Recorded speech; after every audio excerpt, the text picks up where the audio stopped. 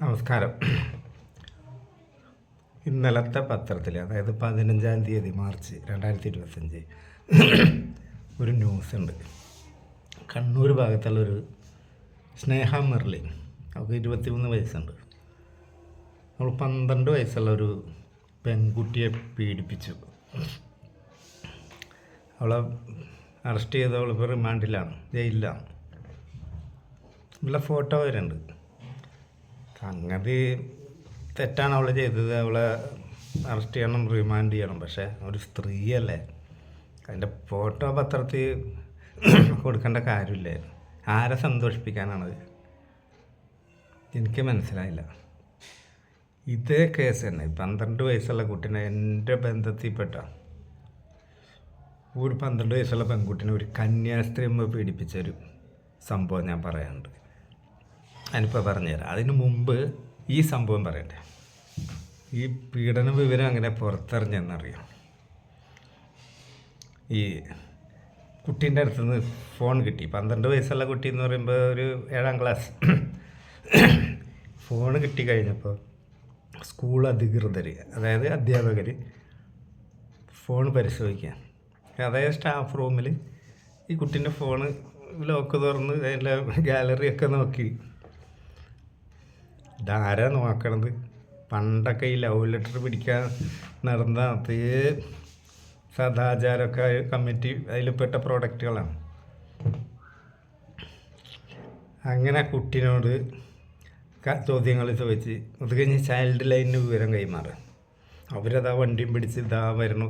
കുട്ടീനെ കൗൺസിലിംഗ് എന്ന് പറഞ്ഞാൽ ഇതെന്താ നടന്നതെന്ന് ചോദിക്കാം. അങ്ങനെയാണ് ഇവളെ അറസ്റ്റ് ചെയ്ത്.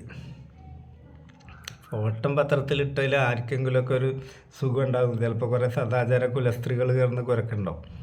ദൗർബല്യങ്ങളില്ലാത്ത മനുഷ്യരില്ല. അങ്ങനെ ഫോട്ടോ പത്രത്തിൽ വരണമെങ്കിൽ ആരുടെയൊക്കെ ഫോട്ടോ വരണം പത്രത്തിൽ? പാതിരാക്ക് സൂര്യൻ ഉദിച്ചാൽ എന്താവും സ്ഥിതി? അത് വിട്. അപ്പോൾ ഇത് ശരിക്കും ഒരു പക്വതയുള്ള അധ്യാപിക ആ കുഞ്ഞിനെ, ഒരു 7ാം ക്ലാസ്സിൽ പഠിക്കുന്ന കുട്ടീനോട് കാര്യങ്ങൾ ചോദിച്ചാൽ തത്ത പറഞ്ഞ പോലെ പറയും. അത് പറയിപ്പിക്കാനുള്ള കഴിവൊക്കെ ഒരു അധ്യാപികയൊക്കെ ഉണ്ടാവും. എന്നിട്ടിത് കേസ് വേണോ, മാതാപിതാക്കൾ വിളിച്ചിട്ട് അവളെ അറസ്റ്റ് ചെയ്യിക്കണം?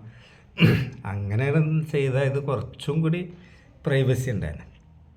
കാരണം ഈ സ്നേഹ മെർലിൻ എന്ന് പറഞ്ഞ പെൺകുട്ടി കൊണ്ടുവരുന്ന ഈ 12 വയസ്സുകാരനാണ്.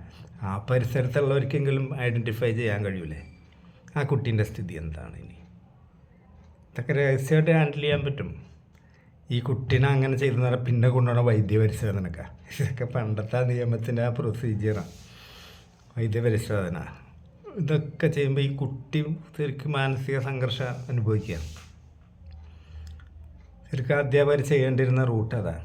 ഈ കുട്ടീനോട് കാര്യങ്ങൾ ചോദിച്ച് മനസ്സിലാക്കുക, മാതാപിതാക്കൾ വിളിച്ച് വരുത്തുക. ഇങ്ങനെ ഒരു സംഭവമുണ്ട്, നമുക്ക് ഡയറക്റ്റ് പോലീസിൽ കൊടുക്കുക. എന്തിനാ ചൈൽഡ് ലൈൻ?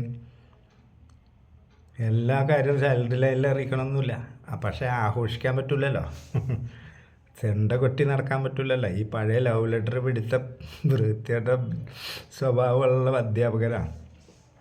ഇപ്പം എന്ന് പറഞ്ഞാൽ മാനേജ്മെൻറ്റ് സ്കൂളാണെങ്കിൽ ലക്ഷങ്ങൾ കൊടുത്താണ് ഇവർ ജോലിക്ക് കയറുന്നത്. ഇവർക്കൊന്നും കുട്ടികളോട് ഒരു കമ്മിറ്റ്മെൻറ്റും ഇല്ല. പണ്ടത്തെ അധ്യാപകരൊന്നും അല്ല ഇപ്പോൾ ഉള്ളത്. ഇപ്പം ഈഗോ. ഇത്തിരി മുടി നീട്ടി വളർത്തിയ അപ്പം പ്രശ്നമാക്കും. നീ എന്താ മുടി എന്താ ഇങ്ങനെ? HMൻ്റെ അടുത്തേക്ക് വിടും. HM വരെ മുടി വെട്ടിയിട്ട് ക്ലാസ്സിൽ കയറിയാൽ മതി.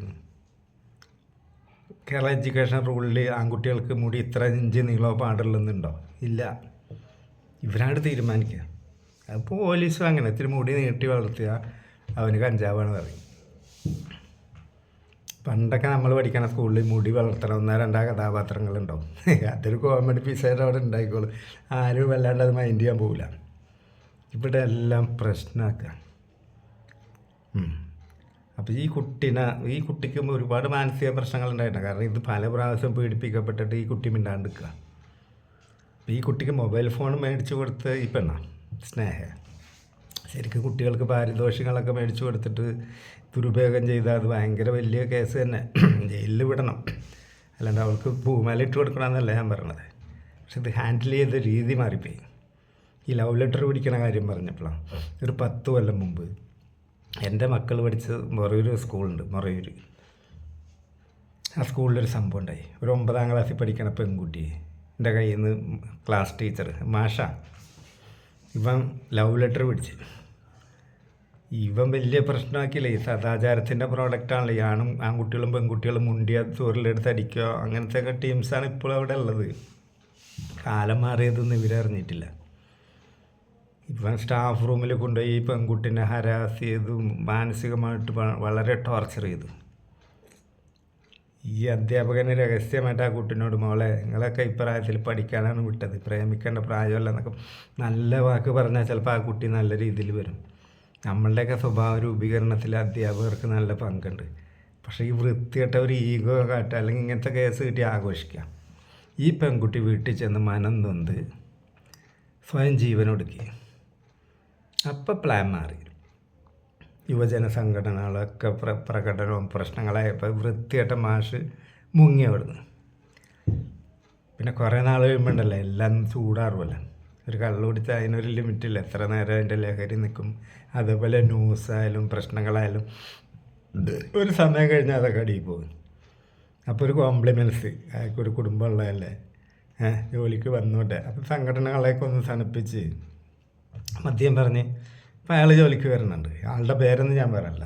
അപ്പോൾ എൻ്റെ കൺമുമ്പിലുണ്ടായ സംഭവം ആ വൃത്തിയായിട്ടൊരു മനുഷ്യൻ കാരണമാണ് ആ കുട്ടി ജീവനൊടുക്കുകയും. എന്നാൽ പറഞ്ഞാൽ പോരെ, നല്ലോണം നടക്കും മക്കളെ.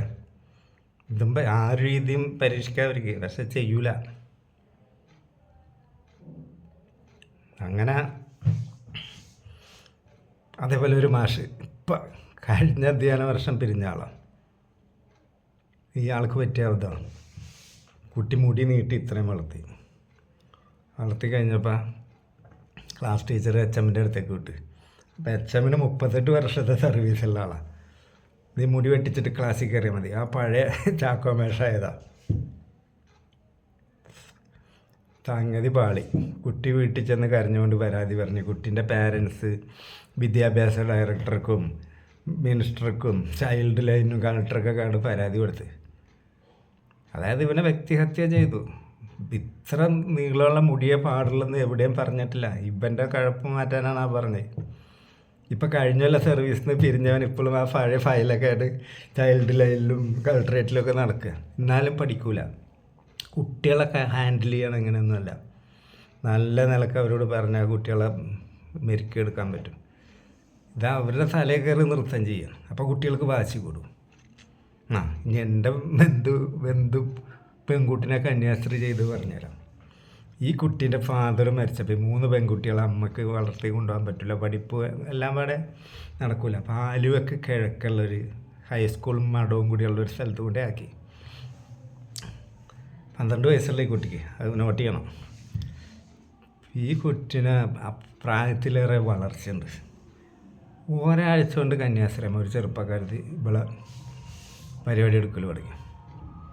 പരിപാടി എടുത്ത് ലാസ്റ്റ് ഇവിടെ എല്ലാ പണിയും പഠിപ്പിച്ച് 16 വയസ്സുള്ളപ്പോൾ ഈ കന്യാസ്ത്രീയുടെ റൂമിൽ വെച്ച് ഒരു കൊച്ചച്ഛൻ ഈ പെണ്ണിനെ കളിച്ച് സിസ്റ്റർ ഒത്താശ ചെയ്ത് കൊടുത്തതാണ്. അതായത് പെൺകുട്ടികളായിട്ടുള്ള പരിപാടി ഇവള് പഠിച്ച് ആണുങ്ങളൊപ്പമുള്ള കളിയും പഠിച്ച് സീലും പൊട്ടി. ഇവൾക്കാണെങ്കിൽ അമിത കാമമുള്ള പെണ്ണാണ്. എൻ്റെ അടുത്ത ബന്ധുവൊന്നുമല്ല, പക്ഷേ ഇവള് കല്യാണം കഴിച്ച് 2 മക്കളുള്ളതാണ്. അവനത്ര പോരാ. അങ്ങനെയാണ് എൻ്റെ അടുത്ത് വന്ന് പെട്ടത്. ഞാനിവിടെ നല്ലോണം കളിച്ചു കൊടുക്കും. അപ്പോൾ എനിക്ക് ഇങ്ങനത്തെ ആൾക്കാർ ഈ അമിത വികാരമുള്ളവരുടെ ഹിസ്റ്ററി അറിയണമെന്നുള്ളൊരു ക്യൂരിയോസിറ്റി ഉള്ള ആളാണ് ഞാൻ. അപ്പോൾ ഞാനിവളോട് ചോദിച്ചു, നിൻ്റെ ഫസ്റ്റ് എക്സ്പീരിയൻസൊക്കെ ഒന്ന് പറഞ്ഞുകൊണ്ടാ. അപ്പോൾ അവൾ പറഞ്ഞത് എനിക്ക് കന്യാസ്ത്രീ അമ്മ ചെയ്തതും കൊത്തച്ഛൻ കളിച്ചതും. ഇവൾക്ക് കാമാസക്തി നല്ലോണമുള്ള പെൺകുട്ടി ആയതുകൊണ്ട് ഇവള് മിണ്ടിയില്ല. ഇനി ഇത് പുറത്തറിഞ്ഞാൽ ഈ സംഭവം തന്നെ ഇപ്പം കണ്ണൂർ നടന്ന സംഭവം, ഈ സ്നേഹ മെർലിൻ ചെയ്ത പോലെ ഒരു കന്യാസ്ത്രീയാണ് ചെയ്തതെന്ന് കുട്ടിക്കോ. കന്യാസ്ത്രീ മഠത്തിൽ ഇപ്പോഴും മഠത്തിൽ ഈ പരിപാടിയൊക്കെ ഉണ്ട്. തിരുവസ്ത്രമൊക്കെ ഊരിയിട്ടല്ലേ വൃത്തിയിട്ട പെണ്ണൊക്കെ ഈ പണി ചെയ്യണം. സന്യാസിനെ ഈ സമൂഹത്തിനെ പറയിപ്പിക്കാൻ നടക്കണം. ഇവള് തിരുവസ്ത്രം അയച്ച് ചെയ്ത ഇവളെ ഒരു കന്യാസ്ത്രീ അമ്മയാണ് ഇത് ചെയ്തിരുന്നെങ്കിൽ ഒരു മഠത്തിൽ സെയിം കേസ് ആ സിസ്റ്ററിൻ്റെ ഫോട്ടോ പത്രത്തിൽ വരില്ല. ഒരിക്കലും മലയാള മനോരമ വരില്ലേ. ഞാൻ ഇത് കണ്ടത് മലയാള മനോരമ പത്രത്തിലാണ്. കന്യാസ്ത്രീയമ്മൻ്റെ ഫോട്ടോ വരില്ല പോക്സോ കേസിൽ, മനസ്സിലായോ? ഇത് പാവപ്പെട്ടൊരു പെണ്ണ് അവളാണ്ട് നാട്ടിച്ച് ഇനിയിപ്പോൾ കരച്ചിൽ കൊണ്ട് കരച്ചില്ല. ഇവളത്ര ക്ലിയർ ഒന്നുമല്ല. ഇവള് ഇതിന് മുമ്പ് വേറൊരു 16 വയസ്സുള്ള പെൺകുട്ടീനെ പീഡിപ്പിച്ചിട്ടുണ്ട്. പിന്നെ ഏതൊരു അടിപിടി കേസിലൊക്കെ പ്രതിയാണ്. അവൾ നല്ല ബാക്ക്ഗ്രൗണ്ടുള്ള ആളാണ്.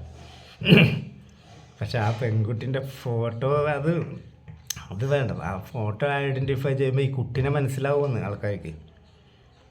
ഇത്രയും ദിവസം ചട്ടി അടിക്കാൻ കൊണ്ടുപോയ പെൺകുട്ടി ഏതാണെന്ന് നാട്ടുകാർക്കെങ്കിലും മനസ്സിലാവും. ഇതൊന്നും ഇങ്ങനെയല്ല ഹാൻഡിൽ ചെയ്യേണ്ടത്. കുറ്റം ചെയ്തവരെ പിടിപ്പിക്കാം, രഹസ്യമായിട്ട് ഹാൻഡിൽ ചെയ്യണം ഇങ്ങനത്തെ പരിപാടി. അതിന് സദാചാരക്കാർ പറഞ്ഞൊരു ന്യായമുണ്ട്. ഇതൊക്കെ കണ്ടാൽ മറ്റുള്ളവർ പേടിച്ച് കുറ്റം ചെയ്യില്ലെന്ന്.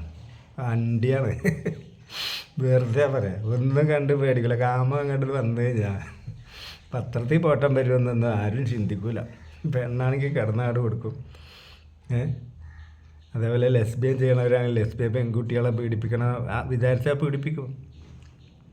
സാധനം പൊങ്ങി അച്ഛന്മാർ വരെയും കളിക്കും. അതൊക്കെ പത്രത്തിൽ പോട്ടം വരുമെന്ന് പേടിച്ച് ആരും ഇതുവരെ കളിക്കാണ്ട് നിന്നിട്ടില്ല. പിന്നെ ഈ സദാചാരക്കാർക്കൊരു മനസ്സുഖം. എന്നാലും ഇവള് ആ പെണ്ണിനെ എന്തിന് കൊള്ളാം, സ്നേഹം എന്നറിയില്ല. പാവം. ആദരാഞ്ജലികൾ. നമസ്കാരം.